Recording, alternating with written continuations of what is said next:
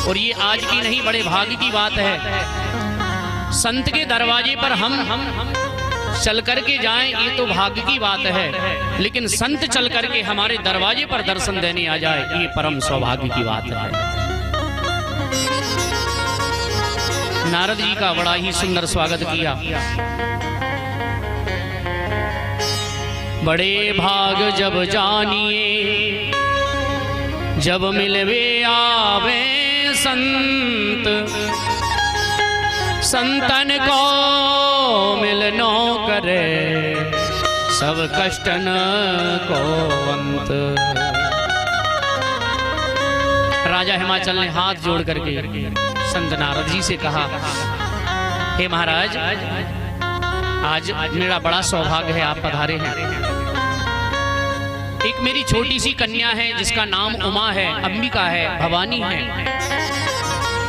तो आप तो त्रिकालज्ञ हैं, तीनों लोकों की जानने वाले हैं, आप तो भाग्य की रेखा भी जानने वाले हैं। इसलिए महाराज, मेरी इस सुता के गुण और दोष बताइए, इसमें क्या तो गुण है, ये जीवन में क्या करेगी, किसके साथ इसका विवाह होगा। नारद जी कहने लगे कि महाराज, आपकी जो सुता है, आपकी जो कन्या है, कोई साधारण नहीं है, ये आद्य शक्ति है, ये जगत जननी है। संसार में इसका नाम मात्र से, इसके नाम स्मरण मात्र से, इसका नाम लेने मात्र से हृदय से पाप दूर हो जाएंगे जीव के। इसलिए महाराज, इसमें सब लक्षण संपन्न हैं। ये पति को बड़ी प्यारी होगी, ये तपस्या करने वाली होगी, और सारे इसमें जो लक्षण हैं, कुछ अवगुण भी हैं। नारद जी अब अवगुण बताने लगे। अब महाराज, हमारे घर भी कोई ब्राह्मण आता है तो हम लोग जब कुंडली दिखवाते हैं, तो जब तक वो बताता रहता है कि महाराज ये ऐसा होगा, पैसा कमाने वाला होगा, पढ़ाई में आगे होगा, तो हम सुनते रहते हैं। और जब अवगुण बताए महाराज तो निराश हो जाते हैं। क्योंकि व्यक्ति में गुण और अवगुण दोनों वस्तुएं हैं, दोनों चीजें हैं। यदि जीव में गुण है तो अवगुण भी होगा। अब राजा हिमाचल कहने लगे, महाराज, इसमें अवगुण भी है। तो नारद जी बोले कि अवगुण तो है महाराज, लेकिन कम है। कितने अवगुण हैं? तो बोले महाराज, अवगुण केवल कहां से प्रारंभ होंगे? बोले जहां से इसका वैवाहिक जीवन प्रारंभ होगा। राजा हिमाचल बोले, महाराज वैवाहिक जीवन कैसा?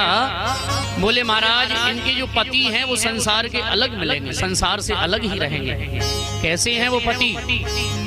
अब नारद मुनि कह रहे हैं, जोगी जटिल अकाम मन। महाराज, सारे गुण इसमें कन्या में हैं, लेकिन इसको जो पति मिलेगा वो कैसा मिलेगा? जोगी, योगी, योग साधना करने वाला। जटिल अकाम मन, नगन अमंगल वेश, अस स्वामी यही कहे मिलई, परिहस्त असिरे। अरे महाराज हिमाचल, इसके साथ जो विवाह करेगा वो योगी, योग करने वाला होगा, हजारों वर्ष की तपस्या करेगा। जटिल होगा, अमंगल वेश वाला होगा, जिसका वेश संसार को डराने वाला होगा, भयभीत करने वाला होगा। इसके हाथ में ऐसी रेखा पड़ी है। नारद जी की ये वाणी सुन करके राजा हिमाचल को तो कष्ट नहीं हुआ, लेकिन उनकी धर्मपत्नी को बड़ा कष्ट हुआ।